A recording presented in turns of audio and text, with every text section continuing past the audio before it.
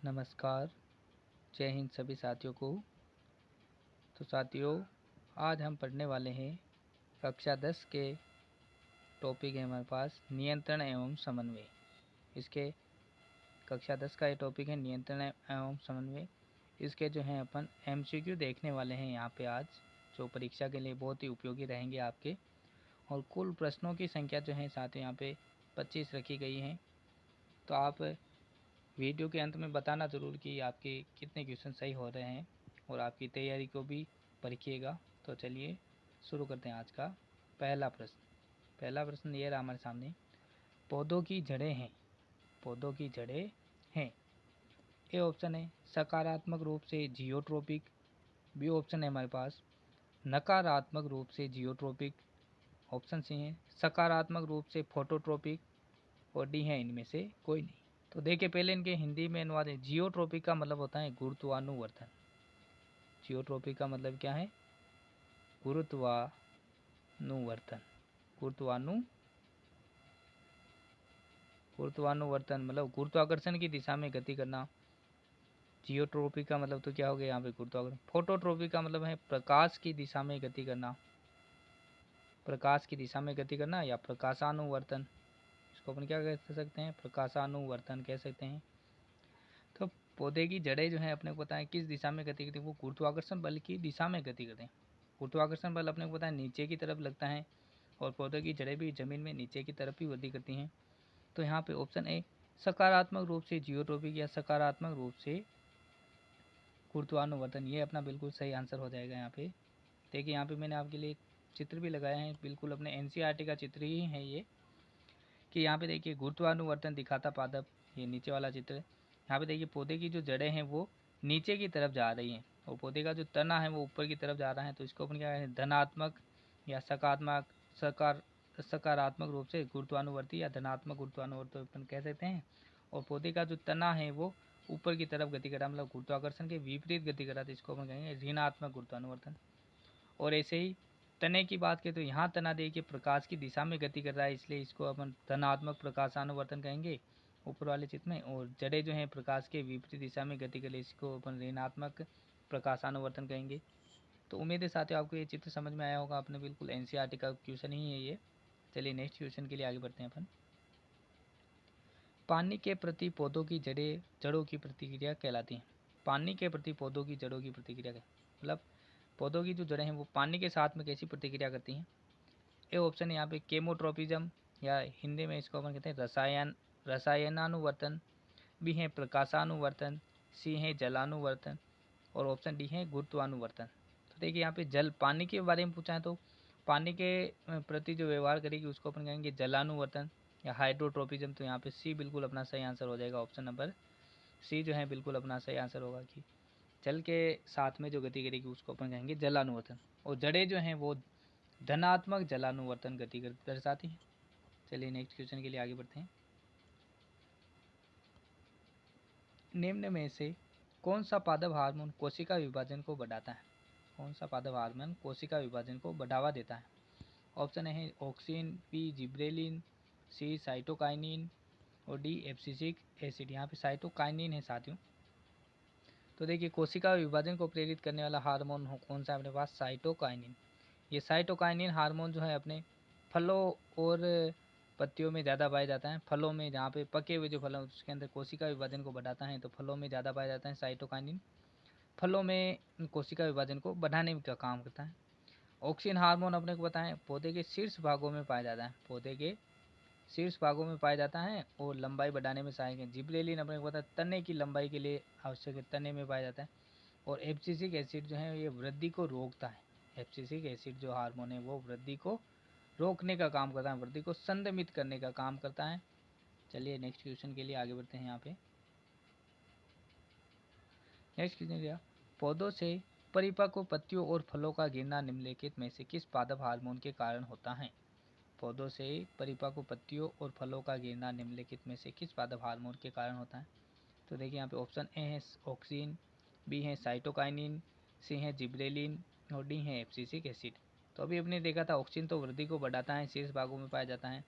Cytokinin कोशिका विभाजन को बढ़ाता है और जिबरेलिन तने की लंबाई को बढ़ाता है। तो यहाँ पे ऑप्शन डी एब्सिसिक एसिड बिल्कुल सही हो जाएगा, जो वृद्धि को क्या करता है यहाँ पे रोकता है, वृद्धि को रोकने का कार्य करता है यहाँ पे।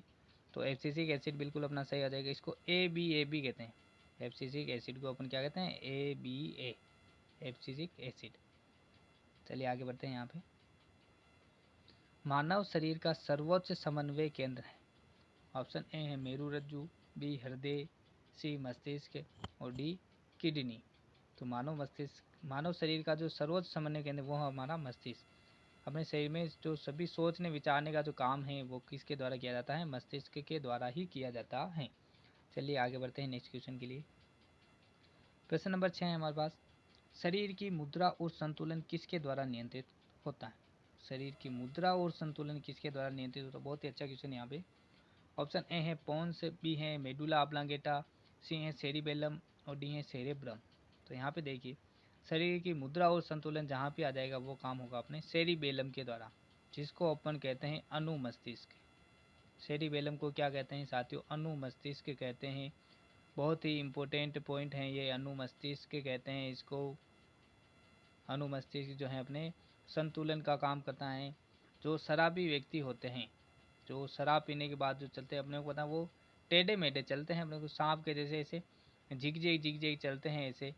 तो वो कारण क्या है, उनका अनुमस्तिष्क प्रभावित हो जाता है, तो वो एक सीधी रेखा में नहीं चल पाते। तो यहाँ पे आ जाए अगर कि सीधी रेखा में चलने का काम भी किसके द्वारा किया जाता है, सीधी रेखा में चलते हैं अगर, वो काम भी किसके द्वारा किया जाता है, सेरिबेलम या अनुमस्तिष्क के द्वारा ही किया जाता है। सेरेब्रम अपन कहते हैं साथियों प्रमस्तिष्क को। सेरेबेलम किसको कहते हैं, प्रमस्तिष्क को कहते हैं, जो अपने मस्तिष्क का सबसे बड़ा भाग है। मेडुला ऑब्लांगेटा अनैच्छिक क्रियाओं को नियंत्रित करता है, और पोन्स का तो यहाँ पे अपने कोई काम नहीं है वैसे तो। चलिए नेक्स्ट क्वेश्चन के लिए आगे बढ़ते हैं। श्वास का नियंत्रण मस्तिष्क के किस भाग द्वारा किया जाता है। श्वास का नियंत्रण मस्तिष्क के किस भाग द्वारा किया जाता है। Option A cerebellum, option B है हमारे पास सेरिबेलम, ऑप्शन सी है हाइपोथैलेमस और ऑप्शन डी है मेडुला ऑब्लांगेटा। तो देखिए श्वास का नियंत्रण, श्वास अपने को पता है कैसी क्रिया है, अनैच्छिक क्रिया है। क्या श्वास पे अपना नियंत्रण होता है क्या, नहीं होता है। तो नहीं होता है तो ये अपनी इच्छा के बिना होती है, इसलिए इसको अपन कहते हैं अनैच्छिक क्रिया है एक। और अनैच्छिक क्रियाओं का जो नियंत्रण है वो हमारे मस्तिष्क के मेडुला ऑब्लांगेटा के द्वारा किया जाता है। किसके द्वारा किया जाता है, मेडुला ऑब्लांगेटा के द्वारा किया जाता है। सिर्फ मेडुला भी लिख सकते हैं, यहाँ पे कोई दिक्कत नहीं है। तो चलिए नेक्स्ट क्वेश्चन के लिए आगे बढ़ते हैं अपन। क्वेश्चन नंबर 8 है, तंत्रिका तंत्र का कौन सा हिस्सा शरीर की प्रतिवर्ती गतिविधियों को नियंत्रित करता है। तंत्रिका तंत्र का कौन सा हिस्सा प्रतिवर्ती गतिविधियों को या प्रतिवर्ती क्रियाओं को नियंत्रित करता है। हिस्सा भी आ सकता है यहाँ पे, प्रतिवर्ती क्रिया को कौन सा हिस्सा नियंत्रित करता है। ऑप्शन ए है मस्तिष्क, ऑप्शन बी है मेरुरज्जु, ऑप्शन सी है सेरेब्रम, ऑप्शन डी है सेरिबेलम। तो यहाँ पे देखिए जो मेरुरज्जु है, ऑप्शन बी यहाँ पे बिल्कुल सही आंसर हो जाएगा अपना। मेरुरज्जु जो है वो अपने प्रतिवर्ती क्रियाओं का नियंत्रण करता है। मेरुरज्जु जो अपने केंद्रीय तंत्रिका तंत्र के भाग होते हैं, मस्तिष्क और मेरुरज्जु दोनों ही जो है सेंट्रल नर्वस सिस्टम या केंद्रीय तंत्रिका तंत्र के भाग होते हैं। चलिए आगे बढ़ते हैं यहाँ पे। नेक्स्ट क्वेश्चन ये रहा हमारे सामने, निम्नलिखित में से कौन सी अंतःस्रावी और बहिस्रावी ग्रंथि दोनों के रूप में कार्य करते हैं। कौन सी जो ग्रंथि है वो अंतःस्रावी और बहिस्रावी दोनों ग्रंथियों के जैसे कार्य करती हैं। ऑप्शन ए है अग्नाशय, बी है थायराइड, सी है अधिवृक्क और डी है यकृत। तो यहाँ पे देखिए जो अग्नाशय ग्रंथि हैं, जो अग्नाशय ग्रंथि वो अंतःस्रावी और बहिस्रावी दोनों के रूप में काम करती हैं। अंतःस्रावी ग्रंथि किनको कहते हैं, जो हार्मोन का स्रावन करती, जो क्या निकालती है अपने हार्मोन का स्रावन करती, वो तो अंतःस्रावी ग्रंथि। और बहिस्रावी ग्रंथि कहती है जो रस का स्रावन करती हैं, पाचक रस वगैरह। तो जो अग्नाशय ग्रंथि वो हार्मोन तो निकालती है, इंसुलिन हार्मोन। कौन सा हार्मोन स्राव करती हैं, वो इंसुलिन हार्मोन का स्राव करती हैं। और रस के अंदर अपन देते हैं अग्नाशयी रस, जो पाचन में सहायक होता है, अग्नाशयी रस। अग्नाशयी रस स्राव करती है जिसके अंदर ट्रिप्सिन वगैरह एंजाइम होते हैं जो पाचन के भी अंदर सहायक हैं। तो अग्नाशय जो ग्रंथि हैं वो अपने अंतःस्रावी और बहिस्रावी दोनों ही हैं। चलिए आगे बढ़ते हैं अपन नेक्स्ट क्वेश्चन के लिए। क्वेश्चन नंबर 10 है, निम्न में से कौन सी अंतःस्रावी ग्रंथि जोड़े में नहीं पाई जाती। कौन सी अंतःस्रावी ग्रंथि जोड़े में नहीं पाई जाती। ऑप्शन ए है वृषण, बी है अधिवृक्क, सी है पीयूष और डी है अंडाशय ग्रंथि। तो कौन सी ग्रंथि है जो जोड़े में नहीं हुई? जोड़े का मतलब यहाँ पे संख्या में 2 होती। जोड़े का मतलब क्या है? जो 2 होती। तो वृषण अपने को बताया नर के अंदर 2 वृषण होते हैं, तो 2 तो पाई जाती है। अधिवृक्क भी अपने को बताया जो किडनी के ऊपर एड्रिनलिन ग्रंथि भी कहते हैं इसको, ये भी 2 होती। पीयूष ग्रंथि 2 नहीं होती, अंडाशय भी 2 होती, संख्या में 2 2 होती हैं। तो यहाँ पे ऑप्शन सी अपना बिल्कुल सही हो जाएगा कि जो पीयूष ग्रंथि हैं ये जोड़े में नहीं पाई जाती। नेक्स्ट क्वेश्चन के लिए आगे बढ़ते हैं। नेक्स्ट क्वेश्चन ये हमारे सामने, मधुमेह रोग किस हार्मोन की कमी के कारण होता है? मधुमेह रोग किस हार्मोन की कमी के कारण होता है? Option A thyroxine, B testosterone, C estrogen, D insulin. तो मधुमेह रोग जो है वो अपने बताया किसके कारण होता है? इंसुलिन की कमी के कारण होता है। मधुमेह रोग को अपन डायबिटीज भी कहते हैं, डायबिटीज या शुगर भी कह सकते हैं इसको। मधुमेह रोग को अपन क्या कहते हैं? डायबिटीज रोग भी कहते हैं। तो ये किसके कारण होता है? इंसुलिन हार्मोन की कमी के कारण। चलिए आगे बढ़ते हैं। नेक्स्ट क्वेश्चन, जब आप 10 से 12 वर्ष के होते हैं, जब आप 10 से 12 वर्ष के होते हैं तो किस हार्मोन के स्राव से शरीर में शारीरिक परिवर्तन होते हैं? शरीर में शारीरिक परिवर्तन। ऑप्शन ए वृषण से एस्ट्रोजन और अंडाशय से टेस्टोस्टेरोन। ऑप्शन बी है अधिवृक्क ग्रंथि से एस्ट्रोजन और पिट्यूटरी ग्रंथि से टेस्टोस्टेरोन। ऑप्शन सी वृषण से टेस्टोस्टेरोन और अंडाशय से एस्ट्रोजन। और ऑप्शन डी है थायराइड ग्रंथि से टेस्टोस्टेरोन और पिट्यूटरी ग्रंथि से एस्ट्रोजन। तो देखिए यहाँ पे जब आप 10 से 12 वर्ष के होते हैं तो शारीरिक परिवर्तन के साथ तो अपने को पता है नर में तो आते हैं टेस्टोस्टेरोन हार्मोन से, नर के अंदर या जो लड़के हैं लड़के के अंदर तो आता है टेस्टोस्टेरोन हार्मोन के कारण, टेस्टोस्टेरोन हार्मोन के कारण जो है शारीरिक परिवर्तन आते हैं। और जो लड़की होती है या जो मादा है, महिला या मादा अपन लड़की कह सकते हैं, उसके अंदर आते हैं एस्ट्रोजन से। उसके अंदर किसके आते हैं? एस्ट्रोजन से। तो जो टेस्टोस्टेरोन हार्मोन है ये तो स्रावित होता है वृषण से। किससे स्रावित होता है? वृषण से, टेस्टिस जिसको अपन कहते हैं। और एस्ट्रोजन स्रावित होता है अंडाशय से, एस्ट्रोजन अंडाशय से स्रावित होता है। तो ऑप्शन सी देखिए यहाँ पे वृषण से टेस्टोस्टेरोन और अंडाशय से एस्ट्रोजन। तो ऑप्शन सी बिल्कुल सही हो जाएगा अपना कि जो द्वितीय या शारीरिक परिवर्तन होते हैं वो नर में तो होते हैं टेस्टोस्टेरोन हार्मोन से जो वृषण से स्रावित होता है, और मादा में होते हैं एस्ट्रोजन हार्मोन से जो अंडाशय से स्रावित होता है। चलिए नेक्स्ट क्वेश्चन के लिए आगे बढ़ते हैं। अच्छा क्वेश्चन था ये। नेक्स्ट क्वेश्चन ये था, कौन सी ग्रंथि वृद्धि हार्मोन स्रावित होता है? कौन सी ग्रंथि से वृद्धि हार्मोन स्रावित होता है? कौन सी ग्रंथि से वृद्धि हार्मोन स्रावित होता है? तो ऑप्शन ए पिट्यूटरी ग्रंथि, ऑप्शन बी थायराइड ग्रंथि, ऑप्शन सी हाइपोथैलेमस ग्रंथि और ऑप्शन डी है एड्रिनल ग्रंथि। तो यहाँ पे पिट्यूटरी ग्रंथि अपना बिल्कुल सही है। पिट्यूटरी ग्रंथि या इसका जो नाम है पीयूष ग्रंथि भी कहते हैं इसको अपन, और क्या कहते हैं? पीयूष ग्रंथि, जो अपने मटर के दाने जैसी होती है। पीयूष ग्रंथि जो मस्तिष्क में पाई जाती है और मटर के दाने जैसी होती हैं। तो पीयूष ग्रंथि के द्वारा ही वृद्धि हार्मोन स्रावित होता है जिससे अपनी लंबाई बढ़ती है।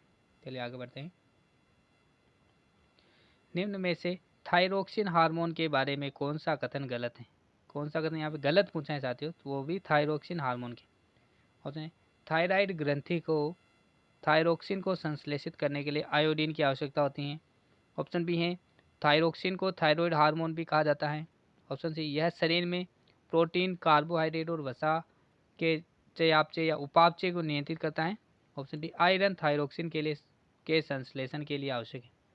तो यहाँ पे देखिए थायराइड, ऑप्शन ए देखिए थायराइड ग्रंथि को थायरोक्सिन संश्लेषित करने के लिए आयोडीन की आवश्यकता होती है, ये बिल्कुल सही बात है। बिल्कुल यहाँ पे आयोडीन आ चाहिए। थायरोक्सिन हार्मोन को थायराइड हार्मोन भी कहते हैं, ये भी बिल्कुल सही बात है।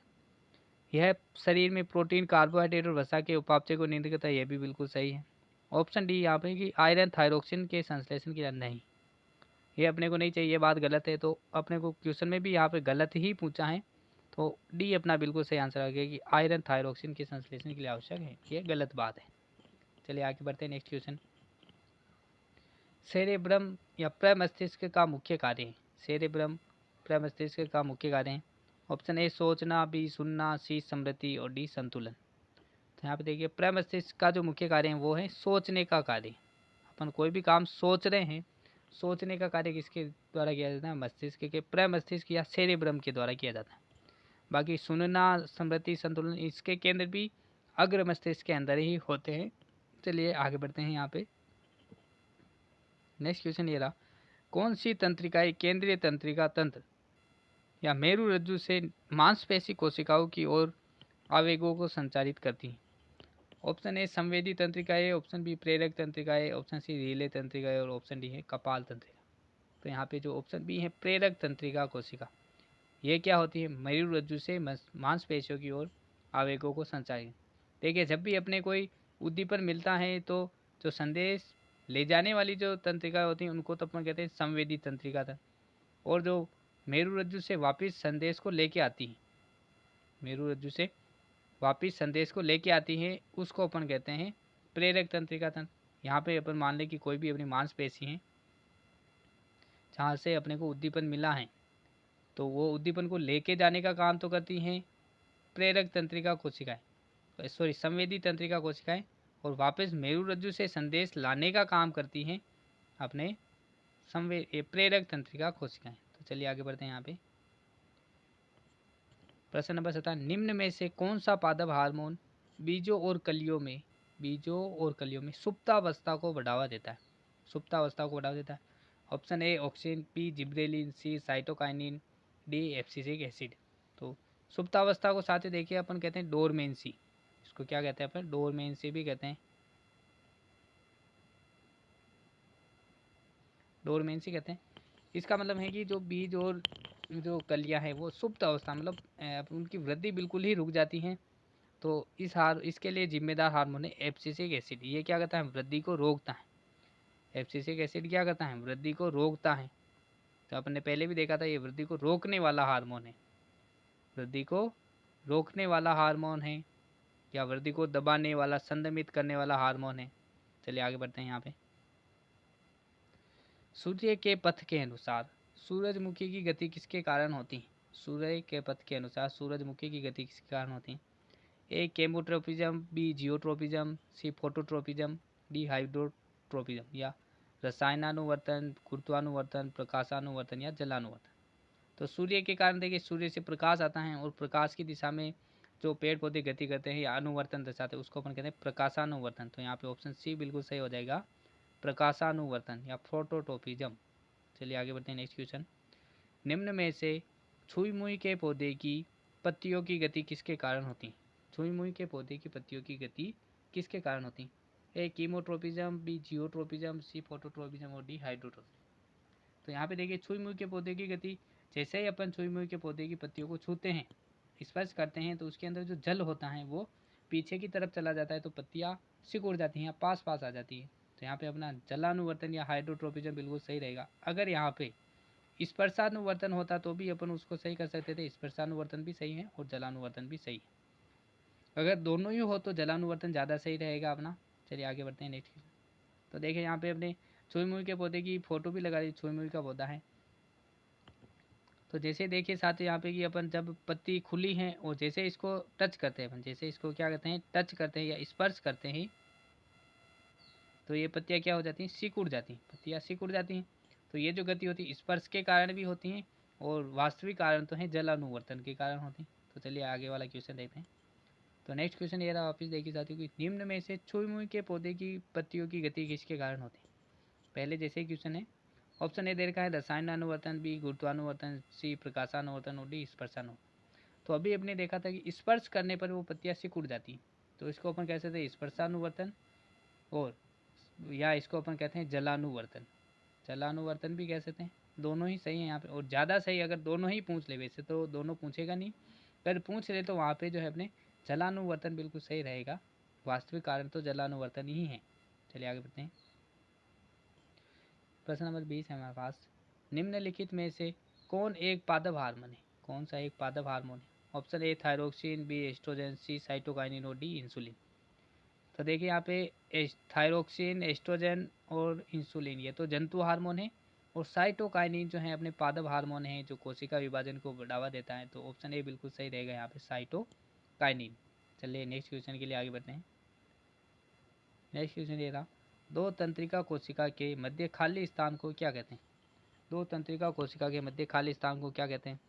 ए डेंड्रोइड्स, बी एक्सोन, सी सिनेप्स, डी आवेग। तो दो तंत्रिका कोशिकाओं के मध्य जो खाली स्थान हो उसको अपन क्या कहते हैं, सिनेप्स कहते हैं। सिनेप्टिक बटन या सिनेप्स भी कह सकते हैं। चलिए इसका अपने चित्र भी लगा रखा है आगे।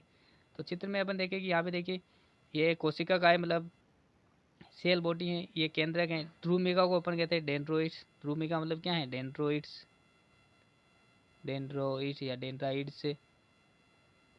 ये तंत्रिकाक्ष से है, मतलब इसको तंत्रिकाक्ष को अपन कहते हैं एक्सोन, ठीक है। और ये लास्ट वाला, इसके बाद में जैसे कोई दूसरी तंत्रिका होगी यहाँ पे अगर अपन एक दूसरी तंत्रिका कोशिका और बना दें जैसे तो यहाँ से जो ये जुड़ी हुई होगी, तो इस वाले जो एरिया है, इस वाले एरिया को अपन क्या कहते हैं, सिनेप्स कहते हैं। तंत्रिका को जो अंतिम सीधा होता है उसके बाद वाली जो खाली जगह होती है उसको अपन क्या कहते हैं, सिनेप्स। जहाँ से एक तंत्रिका कोशिका से दूसरी तंत्रिका कोशिका में आवेग जाता है या जो भी सूचना होती है वो गति करती है, तो उसको अपन कहते हैं सिनेप्स। उम्मीद है यहाँ पे सही समझ में आया होगा आपको। चलिए आगे बढ़ते हैं, नेक्स्ट क्वेश्चन। शरीर की अनैच्छिक क्रियाओं का नियंत्रण मस्तिष्क के किस भाग द्वारा किया जाता है? अनैच्छिक क्रियाओं का नियंत्रण मस्तिष्क के किस भाग द्वारा किया जाता है? ए अनुमस्तिष्क, बी अग्र मस्तिष्क, सी मेडुला और डी प्रमस्तिष्क। तो यहाँ पे देखिए अनैच्छिक क्रिया पूछी, तो अनैच्छिक क्रियाओं का नियंत्रण किसके द्वारा किया जाता है? मेडुला के द्वारा। जितनी भी अनैच्छिक क्रिया है, चाहे वो सांस लेना है, हृदय का धड़कना, भोजन का पाचन होना, जितनी भी क्रिया है जिनके ऊपर अपनी नियंत्रण नहीं है वो सभी अनैच्छिक क्रियाएं होती हैं। और अनैच्छिक क्रियाओं का जो नियंत्रण किया जाता है वो मेडुला के द्वारा किया जाता है। चलिए नेक्स्ट क्वेश्चन के लिए आगे बढ़ते हैं। मस्तिष्क का सबसे बड़ा भाग है, मस्तिष्क का सबसे बड़ा भाग है। ए अनुमस्तिष्क, बी पोन्स, सी मेडुला और डी प्रमस्तिष्क। तो देखिए मस्तिष्क का सबसे बड़ा भाग होता है अपने अग्र मस्तिष्क। क्या होता है? अग्र मस्तिष्क होता है। और अग्र मस्तिष्क में भी सबसे बड़ा जो भाग होता है वो होता है प्रमस्तिष्क। यहाँ पे बी अपना डी बिल्कुल सही रह जाएगा। प्रमस्तिष्क जो है वो मस्तिष्क का क्या है, सबसे बड़ा भाग, जिसको अपन इंग्लिश में सेरेब्रम कहते हैं। क्या कहते हैं? सेरेब्रम, सेरेब्रम कहते हैं इसको। और अनुमस्तिष्क को जो है अपन कहते हैं सेरेबेलम। अनुमस्तिष्क को क्या कहते हैं? सेरेबेलम। अनुमस्तिष्क को सेरेबेलम कहते हैं, जो अपने सीधे चलने के लिए आवश्यक है। नेक्स्ट क्वेश्चन के लिए आगे बढ़ते हैं। यहाँ पे क्वेश्चन नंबर 25 है। मस्तिष्क का मुख्य सोचने वाला भाग है। मस्तिष्क का मुख्य सोचने वाला भाग कौन सा है? ऑप्शन ए अनुमस्तिष्क, बी पश्च मस्तिष्क, सी मेडुला और डी अग्र मस्तिष्क। तो मस्तिष्क का सोचने वाला जो मुख्य भाग है यहाँ पे होगा अपना अग्र मस्तिष्क। क्या होगा? अग्र मस्तिष्क जो अपने मुख्य जो क्या है अपने सोचने वाला भाग है। तो अग्र मस्तिष्क बिल्कुल सही रहेगा यहाँ पे, ऑप्शन नंबर डी। चलिए आगे बढ़ते हैं। तो थैंक्स फॉर वाचिंग साथियों। अगर वीडियो अच्छी लगी है तो प्लीज़ वीडियो को लाइक, शेयर और कमेंट ज़रूर कीजिएगा। और चैनल पे नए हैं तो चैनल को सब्सक्राइब ज़रूर कीजिएगा। थैंक यू साथियों, धन्यवाद।